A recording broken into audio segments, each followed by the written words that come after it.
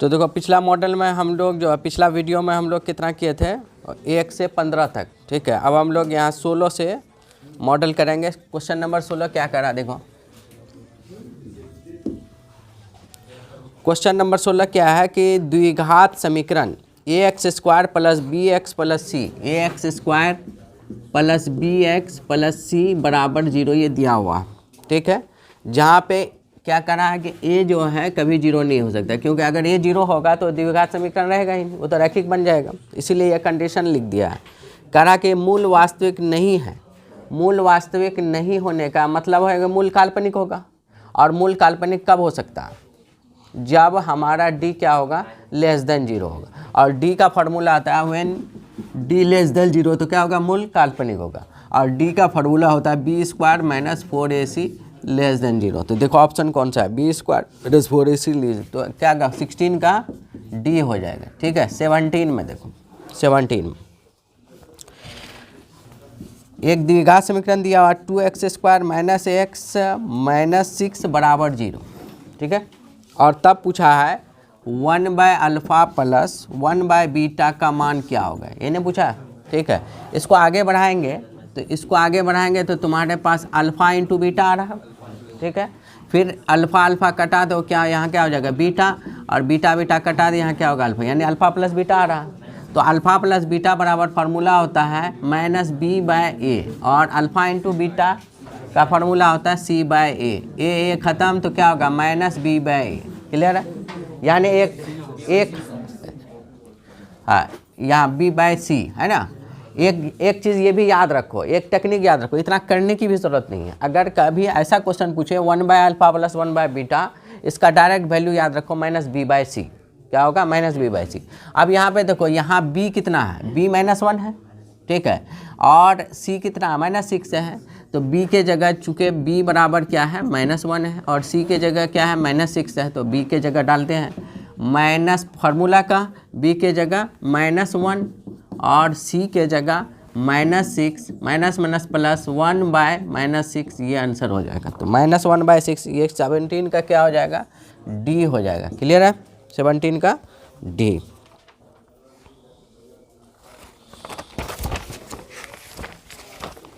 अब question number 18 को देखो। 18 में निम्नलिखित में कौन सा द्विघात समीकरण है।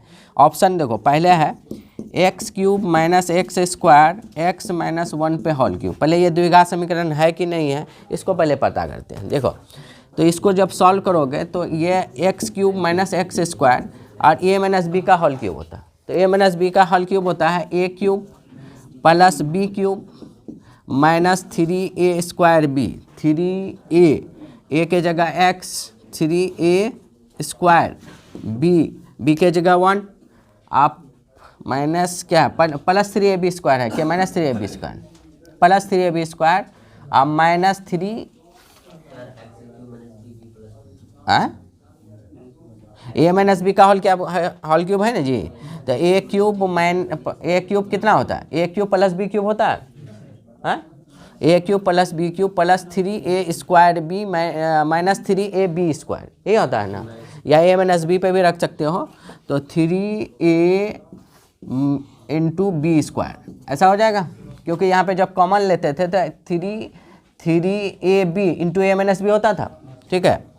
तो अब देखो यहाँ पे x² वाला टर्म्स यहाँ पे और आगे बढ़ाओ, ठीक है, एक और आगे बढ़ाओगे तो x³ माइनस x² बराबर x³ plus 1 plus 3x² minus 3x, ठीक है। अब देखो यहाँ पे माइनस है, तो ये देखो x³ खट जाएगा, तो x² उधर जाएगा तो कितना हो जाएगा प्लस 1, यहाँ पे 1 रहेगा, यहाँ 0 हो गया, 1 plus 3x² minus 3x plus x²। तो देखो 0, 3x² प्लस x² क्या होगा 1 प्लस 4x² माइनस 3x, या इसको फाइनली हम ऐसा लिख सकते हैं 4x² माइनस 3x प्लस 1, ऐसा लिख सकते हो। देखो ये द्विघात समीकरण है, तो ये क्या हो जाएगा द्विघात समीकरण। जब पहले ही ऑप्शन में पता चल गया द्विघात समीकरण, यहाँ क्या कौन सा चीज़ पूछा, निम्नलिखित में कौन सा द्विघात समीकरण है, तो ये तो द्विघात समीकरण है, इसका मतलब बाकी जो भी चीज़ होगा वो क्या होगा, द्विघात समीकरण नहीं होगा। दूसरा वाला देखो, पहले रीज़न जान लो, ये द्विघात समीकरण तो है, ठीक है। दूसरा बी ऑप्शन में अगर हम देखें तो बी ऑप्शन में आपका लिखा हुआ x² - 4 under root x plus 14 बराबर 0। ये तो द्विघात समीकरण इसलिए नहीं है कि x पर वेरिएबल पर क्या है, रूट लगा हुआ, तो वेरिएबल पर जब रूट लगा हुआ रहता है तो इसका मतलब उसका पावर क्या होगा, भिन्न होगा, और जब भिन्न में पावर होगा तो वो बहुपद ही नहीं है, तो द्विघात समीकरण क्या हो जाएगा, तो ये वाला भी कैंसिल हो गया। ऑप्शन सी में देखो x + 1/x पे x², इसको हम ऐसा लिख सकते हैं x + x पे पावर -1 बराबर x²। यहाँ पे देखो वेरिएबल पे अगर नेगेटिव पावर होगा तब भी वो बहुपद नहीं है, जब वो बहुपद ही नहीं है तो वो क्या होगा, द्विघात समीकरण होगा कैसे, पहले बहुपद होना होगा तब उसको द्विघात बनना पड़ेगा, द्विघात समीकरण बना। बहुपद का डेफिनेशन क्या है, बहुपद का अगर चर का घात, महत्तम चर का घात 2 होगा तो वो क्या होगा, द्विघात बहुपद, द्विघात समीकरण का लगाएगा = 0 लगा रहे, ठीक है। तो ये बहुपद ही जब नहीं है तो द्विघात समीकरण कहाँ से आएगा, ठीक है। Question number D, x² + 1/x² बराबर 5, तो यहाँ पे क्या होगा, x² + x पे पावर -2 होगा, तो पावर नेगेटिव हो, ये ध्यान रखना, पावर नेगेटिव, अगर पावर नेगेटिव हो और वेरिएबल अगर भिन्न वेरिएबल का अगर पावर भिन्न हो या नेगेटिव हो तो वो बहुपद ही नहीं होगा, जब बहुपद ही नहीं होगा तो कोई समीकरण नहीं कहलाएगा। क्लियर है, चलिए पॉज कीजिए। देखो सबसे पहली चीज़ तो ये मॉडल का आपको आंसर कहीं दिया नहीं है किसी में, और दिया भी है तो कोई ऑथेंटिक नहीं है, मतलब सिर्फ आंसर भी लिख दिया होगा 20 का फलाना 20 का 19 का। ये अब आपको सॉल्यूशन करा रहे हैं और प्रॉपर सॉल्यूशन है, क्योंकि एक ही सॉल्यूशन नहीं है, उसका पूरा डिटेलिंग कर रहे हैं, तो इसको अच्छे से सुनिए। करा एक समांतर श्रेणी है जिसका ऐसा दिया हुआ 80, 76, 72, 68, ठीक, करा कि कौन सा पद 0 है। हमने क्या कहा था, जब भी कौन वर्ड करे तो एनवा वर्ड यूज़ करना है, तो मान लो कि एनवा पद जो है इसका क्या 0 है। एनवा पद का फॉर्मूला है हमारे पास a + n - 1 × d बराबर 0। अब यहाँ पे हम पता करेंगे ये क्या है, बताओ यहाँ पे a कितना है जी, 80 है, और n पता नहीं है, n तो पता नहीं है, d हमको पता है, d पता नहीं क्या करना होगा, d बराबर क्या होगा, 76 में 80 घटेगा तो क्या होगा, -4। क्लियर है, तो अब यहाँ पे ये सब्स्टिट्यूट कर दो ये सारी वैल्यूज़ को, तो a के जगह 80 रखोगे, n पता नहीं है, और d के जगह क्या, -4 बराबर 0, तो 80 बराबर -4 को n से गुना करोगे, -4n -+4 बराबर 0, तो -4n बराबर 80 4 84, और 84 उधर जाएगा तो -84, निगेटिव निगेटिव कैंसिल, इसलिए n बराबर 84/4, 4 दूना 8 एकन, तो क्या हो जाएगा, n बराबर 21, यानी 21वां पद जो है इसका क्या होगा, इस श्रेणी का, यानी 80, 76, 72, 68 के बाद ऐसा ऐसा देखो घटता जा रहा है, 4 अंक घटता जा रहा है, ये ऐसा घटते घटते 0 कब पहुंचेगा, जब ये 21वां पोजीशन पे हम पहुंच जाएंगे, ठीक है। तो इसका आंसर हो जाएगा 20 का बी हो जाएगा, क्या हो जाएगा, 20 का बी हो जाएगा। 21 नंबर देखो, 21 नंबर क्या कर रहा है, यदि समांतर श्रेणी का सामान्य पद मतलब जनरल फॉर्म दिया हुआ, जनरल फॉर्म क्या दिया हुआ है, कोई भी, तो इसका मतलब nवां पद दिया हुआ है 6 - 4n, तो इसका सार्वंतर, एक बात बताओ, nवां पद आपको 6 - 4n दिया हुआ, क्लियर है। अगर हम n के जगह पहला डालें तो ये फार्मूला आ जाएगा 6 - 4 × 1, तो 6 - 4 बराबर 2 हो जाएगा। a2 अगर निकालें, यहाँ पे 2 रखे हैं, ठीक है, तो क्या हो जाएगा, 6 - 4 × 2, तो 6 - 8 बराबर कितना हो जाएगा, -2, क्लियर है। अगर a3 निकालें तो 6 - 4 × 3, तो कितना होगा, 6 - 12 बराबर क्या होगा, -6, यही होगा। तो d निकालना है, इसमें क्या निकालना है, d निकालना है, तो d बराबर क्या होता है, या तो a2 में a1 माइनस करो या a3 में a2 माइनस करो, तो a2 में a1 माइनस करोगे तो a2 कितना दिया हुआ आपका, -2, माइनस फार्मूला का, और a1 दिया हुआ 2, तो आंसर क्या होगा, -4, यानी d जो है -4, सार्वंतर क्या हो जाएगा, -4, ठीक है। तो 21 का कौन सा हो जाएगा, 21 का हो जाएगा C हो जाएगा, 21 का क्या हो जाएगा, C हो जाएगा। अब देखते हैं 22 नंबर, 22 में है, कह रहा है कि निम्न में कौन समांतर श्रेणी में। तो पहले ऑप्शंस को लिख लो, -2 4 -6 8 ऐसा दिया हुआ है। तो सबसे पहले समांतर श्रेणी में वही हो सकता है जिसका डी बराबर होगा। तो यहाँ पे D1, यहाँ पे D1 निकालो, D1 निकालोगे 4 में A2 में A1 घटाओगे तो 4 - 2 तो क्या होगा 4 + 2 = 6 आ गया। D2 निकालोगे तो कितना होगा -6 - 4, इसमें इसको घटाना होगा तो -10 हो गया। तो यहाँ पे जो D1 D2 क्या हो गया बराबर नहीं है, तो ये वाला तो ऑप्शन नहीं होगा। क्लियर है। बी ऑप्शन में देखें, बी ऑप्शन में आपका दिया हुआ है A, A² A3 A4। तो बताओ D1 पहले निकालो। तो A² में A माइनस करोगे तो ये ज़्यादा ये माइनस कभी नहीं होगा, ये ज़्यादा हम कॉमन ले सकते हैं। कॉमन लोगे तो क्या होगा A - 1 A × A - 1। D2 लोगे तो क्या होगा A³ - A², यहाँ कॉमन लोगे तो A² A - 1। ये देखो दोनों सेम है नहीं है, तो यहाँ भी D1 is not equal to D2 है, तो ये वाला भी ऑप्शन नहीं होगा क्योंकि D1 D2 D3 सब बराबर होना चाहिए तभी एपी में होगा। क्वेश्चन नंबर सी में अगर हम बात करें तो हमारे लिए दिया हुआ है 3/2, (1/2), (1/2), (3/2) ऐसा तो आप देखो, तो D1 निकालने के लिए क्या होगा 1/2 - 3/2। तो एलसीएम 2 लोगे तो क्या होगा 1 - 3/2 तो कितना हो जाएगा -2/2, कितना होगा -1।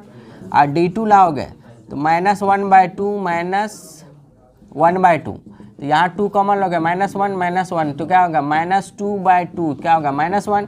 जब दूसरा हो गया तीसरा भी चेक कर लें, D3 बराबर हो जाएगा -3/2 और -1/2, तो -3/2 + 1/2 तो 2 एलसीएम -3 + 1 तो कितना -3 + 1 हो जाता है -2/2, क्या होगा -1। यहाँ पे देखो D1 D2 और D3 तीनों बराबर है, इसलिए ये क्या होगा एपी में हो जाएगा। इसलिए 22 का कौन सा हो जाएगा सी हो जाएगा। 22 का कौन सा हो जाएगा सी हो जाएगा। पॉज करो।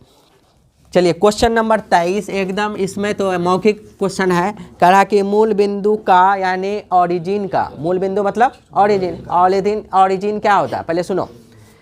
एक्स एक्सिस वाई एक्सिस जहाँ काटती है उसी को क्या बोलते हैं मूल बिंदु। और वह मूल बिंदु का वो स्टार्ट कहाँ से होगा, एक्स एक्सिस भी वहीं से स्टार्ट होता है, वाई एक्सिस भी वहीं से होता है। अगर एक्स एक्सिस का राइट साइड जाओगे तो पॉजिटिव वैल्यू आएगा लेकिन जीरो से ही स्टार्ट होगा।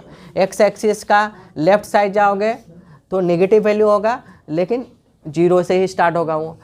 वाई एक्सिस के अब वैल्यू जाओगे तो पॉजिटिव वाला होगा लेकिन वो जीरो से ही स्टार्ट होगा। वाई एक्सिस के नीचे जाओगे तो नेगेटिव होगा लेकिन वो उसी पॉइंट से जीरो से स्टार्ट होगा, इसलिए उसको बिंदु को हम लोग क्या बोलते हैं मूल बिंदु। और मूल बिंदु का नियम क्या है 0,0 एकदम दिमाग में फिट कर लो। तो 23 का क्या हो जाएगा डी हो जाएगा। 23 का क्या हो जाएगा डी। 24 का देख लेते हैं। 24 का देखो त्रिभुज ABC है, त्रिभुज ABC समरूप, इसको क्या बोलते हैं समरूप। त्रिभुज PQR है। तो अगर BR/BC बराबर 2/3 है, यह बात ध्यान दो। अगर कोई दो त्रिभुज समरूप है तो उसका क्षेत्रफल का अनुपात जो होता है, यदि दो त्रिभुज समरूप है तो उसका क्षेत्रफल का अनुपात यानी एरिया ऑफ त्रिभुज ABC होगा। ये थ्योरम है। एरिया ऑफ त्रिभुज ABC बराबर एरिया ऑफ त्रिभुज PQR का जो अनुपात होता है वो भुजा के वर्ग के अनुपात के बराबर होता है। यानी क्या हो जाएगा आपको एक तो DB/BC है ना, यहाँ पे ऑप्शन ये QR/BC है, QR/BC। अब यहाँ पे देखो इसका वर्ग होगा, तो ऐसा इसी का नहीं, इसको एक त्रिभुज बना लो। एक त्रिभुज बनाओगे तो ऐसा नज़र आएगा। एक मान लो A, ये मान लो B, ये मान लो C। दूसरा त्रिभुज ये बनाते हैं, ये मान लिए P, ये मान लिए Q और ये मान लिए R। तो ये पहले QR को लिया है तो QR/BC का स्क्वायर, फिर क्या हो जाएगा ये वाला यानी PQ फिर क्या हो जाएगा AB के स्क्वायर, फिर ये क्या हो जाएगा PR/AC के स्क्वायर के बराबर होगा। तो यहाँ पे आपको एक ठो दिया हुआ है, तो यहाँ पे 2/3 का स्क्वायर करोगे तो कितना होगा 4/9। आंसर कौन सा हो जाएगा 4/9। कौन सा हो जाएगा 24 का ये हो जाएगा। क्लियर है। 25 नंबर में देखो, 25 नंबर देखो 25 नंबर में कितना आसान क्वेश्चन है। ये फिगर दिया हुआ, ये फिगर दिया हुआ, इधर ध्यान देना, फिगर दिया हुआ, ठीक है। और ये फिगर में ये एंगल आपको 60 डिग्री दिया हुआ है, 60 है ना, और ये एंगल दिया हुआ 50 डिग्री। सुनो, और आपको इसको और आगे बढ़ाएंगे, इसको और आगे बढ़ाएंगे तो ये एंगल आपको x दिया हुआ, और यही इसी का मान पूछा है। ये बात बताओ, ये एंगल अगर हमको पता चल जाए तो ये एंगल ऑटोमेटिक पता चल जाएगा। क्या है क्या, क्योंकि शीर्षाभिमुख कौन से, तो ये एंगल कैसे होगा, 6 5 11, त्रिभुज के तीनों कोनों का योग कितना होता है 180, तो 6 5 11, 11 180 में 110 घटाओगे तो कितना होगा 70, ये 70 डिग्री होगा। जब ये 70 डिग्री हो, ये भी 70 डिग्री हो, क्या है भाई शीर्षाभिमुख कोण के, तो ये भी कितना हो जाएगा 70 डिग्री। तो आंसर क्या हो जाएगा 25 का सी हो जाएगा, 25 का क्या हो जाएगा सी हो जाएगा, ठीक है, 25 का सी हो जाएगा। अब देखो 26 नंबर में देख लेते हैं। 26 नंबर में 2 पॉइंट दिया हुआ है, एक आर है, आर 0,6 है, आर 0,6 है, और एस है, एस दिया हुआ 0,8 है, ठीक है। एस क्या है, ये 8,0 है, सॉरी 8,0 है। तो कह रहा है कि इसके जो मध्य बिंदु होगा ना उसको निकालिए। मध्य बिंदु मिलाने वाले रेखा का मध्य बिंदु निकालने के लिए हमने क्या कहा था, पड़ोसी x कोऑर्डिनेट को जोड़ के 2 से डिवाइड कर दो, और पड़ोसी y कोऑर्डिनेट को जोड़ के 2 से डिवाइड कर दो। तो 0 को 8 से जोड़ोगे और 2 से डिवाइड कर देना, 6 को फिर 0 से जोड़ेंगे, 2 से डिवाइड करेंगे। तो 0 को 8 से जोड़ोगे 8 बटे 2 कितना होगा 4, 6 को 0 से जोड़ोगे 6 को 2 से डिवाइड करोगे कितना होगा 3, ये हो गया आंसर। तो 26 का कौन सा हो जाएगा, 26 का हो जाएगा 4,3 क्या हो जाएगा डी हो जाएगा। क्लियर है, चलिए पॉज कीजिए। 27 देखो, क्वेश्चन नंबर 27 देखो, कोऑर्डिनेट ज्योमेट्री का ये क्वेश्चन हुआ। ये कहा कि 4,6 और है 8,2, इसके बीच की दूरी क्या हो, इसके बीच की दूरी क्या होगी, ठीक है। तो अब देखो मैं 12 कर रहा हूँ, ठीक है। मॉडल्स एक टाइप्स है, मॉडल बोर्ड का क्वेश्चन नहीं है। मॉडल क्या है, एक टाइप है कि मतलब डेटा चेंज होगा लेकिन क्वेश्चन ये रहेगा। मान लो कि क्वेश्चन ये पूछेगा कि 2 बिंदु के बीच की दूरी, तो डेटा कुछ भी हो, आपको डेटा में इशू कहाँ आएगा, बेसिक्स, ठीक है। अब जिसको स्क्वायर रूट तोड़ने नहीं आता है, जिसको जो है जोड़ने नहीं आता है, जिसको घटा करने नहीं आता है, जो बटे का जोड़ नहीं आता है, तो वो तो लफड़ा होगा, ठीक है। बाकी जो पुराने स्टूडेंट थे मेरा उसको अपॉर्चुनिटीज़ हम दिए थे बेसिक क्लासेस का, और नहीं किए तो भाई आपका ना नुकसान है, हम क्या कर सकते हैं, ठीक है। तो इसके बीच की दूरी निकालना था। हमने क्या कहा था, एक्स कोऑर्डिनेट के दोनों के एक्स कोऑर्डिनेट के अंतर को स्क्वायर करके, दोनों के वाई कोऑर्डिनेट के अंतर को स्क्वायर करके जोड़ के रूट चढ़ा देना, ये ना।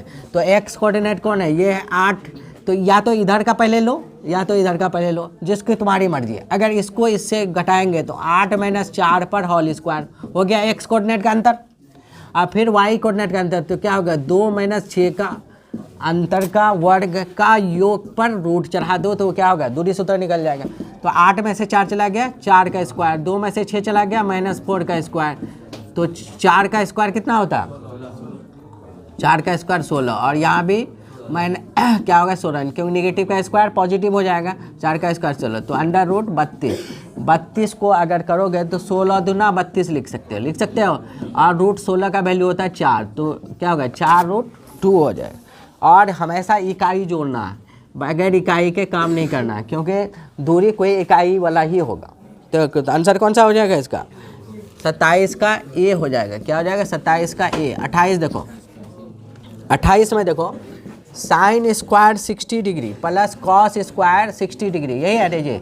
जब ये एंगल सेम हो, जब एंगल सेम हो और साइन और कॉस का स्क्वायर हो और यहाँ पे प्लस हो, तो डायरेक्ट वैल्यू 1, यानी मतलब फॉर एग्जांपल अगर ऐसा भी देता sine square √3/2 × 5 plus cos square √3/2 × 5, तो ये भी 1 होता है। क्या है, ये दोनों सेम है और दोनों का स्क्वायर है और दोनों के बीच क्या है साइन प्लस है, तो ये एंगल के जगह कुछ और भी चीज़ हो सकता है, ठीक है। तो इसको डायरेक्ट क्या करोगे, अगर इस तरीके से हो तो इसका आंसर क्या हो जाएगा तो 28 का क्या हो जाएगा, सी हो जाएगा। 29 नंबर में एक रैखिक समीकरण के युग्म संगत होगा।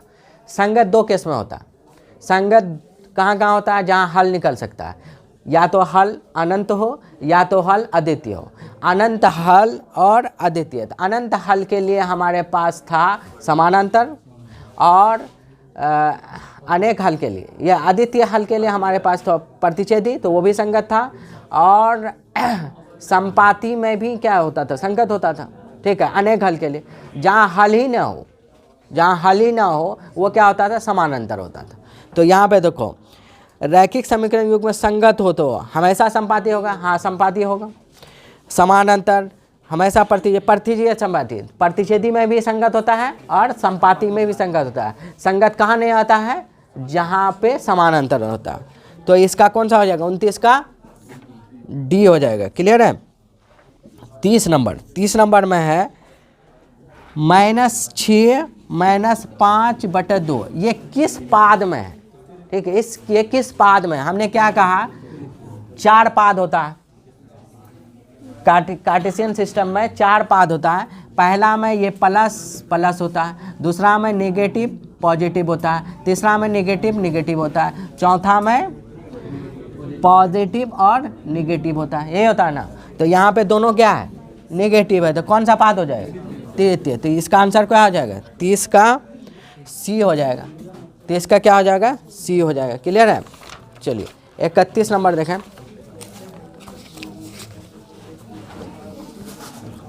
31 नंबर में देखो, 31 नंबर में क्या कह रहा है कि त्रिभुज पी क्यू आर में, पहले एक त्रिभुज बना लेते हैं। त्रिभुज पी क्यू आर में, मान लो ये त्रिभुज बना लिए पी क्यू आर। त्रिभुज पी क्यू आर में क्यू आर को बिंदु एस तक बढ़ाया गया। ठीक है, क्यू आर को बिंदु एस तक बढ़ाया गया, तो या तो इधर बढ़ाया गया होगा या तो इधर बढ़ाया होगा। ठीक है, क्यू आर को बिंदु क्या है, एस तक बढ़ाया गया एस तक बढ़ाया गया है। तो पी आर एस, कोण पी आर एस जो है, पी आर एस देखो कहाँ, कोण पी आर एस कितना है, 120 डिग्री है। और कोण क्यू पी आर ये कितना है, 63 डिग्री। बचपन में देखो, हमने एक बार, हमेशा तुम लोगों को कहते हैं, फिर आवाज़ नहीं करो, हमेशा हम एक बात कहे थे कि एक चैप्टर जो क्वेश्चन जो होगा, 2 क्वेश्चंस यानी ओवरऑल मार्क्स का जो है 5 से 10 मार्क्स का क्वेश्चन 9th का पूछता है। बोर्ड ये चाहती है कि लड़का 9th भी 100% पढ़े, जो 100 में 100 लाने वाला पार्टी है वो 9th भी 100% पढ़े और 10th भी 100% पढ़े, वही 100 में 100 ला सकता है। इसलिए ये सब जो क्वेश्चन आ रहा है आपका, ये जानते हैं कौन सा चैप्टर है, ये 9th क्लास का 6ठा चैप्टर का क्वेश्चन आ रहा है। इससे पहले भी आया था और अभी भी आया। 6ठा चैप्टर में ये सारे, यानी पहले 9th क्लास में 6ठा चैप्टर है कोण तथा रेखा तथा कोण, तो उसी से क्वेश्चन आ रहा। तो उसमें एक थ्योरम हम लोग पढ़े थे कि त्रिभुज का बाह्य कोण जो होता है अंतः कोणों के योग के बराबर होता है। त्रिभुज का बाह्य कोण यानी ये कोण जो होगा, ये कोण प्लस ये कोण होगा। तो भाई ये 120 है, तो इसमें क्या जोड़ेंगे जो 120 हो जाएगा, 63 में क्या जोड़ोगे, 120 हो जाएगा। तो 120 में 63 घटा के देख लो, 63 घटाओगे तो 10 में से 3 चला गया 7, यहाँ बचा 11, 11 में से 6 चला गया 5, यानी 57 डिग्री। 57 को 63 से जोड़ोगे 120 होगा। ठीक है, तो यही चीज़ तो पूछा है। तो आपको कौन सा आंसर हो जाएगा, तो 31 का कौन सा हो जाएगा, बी हो जाएगा। समझ में आई समझ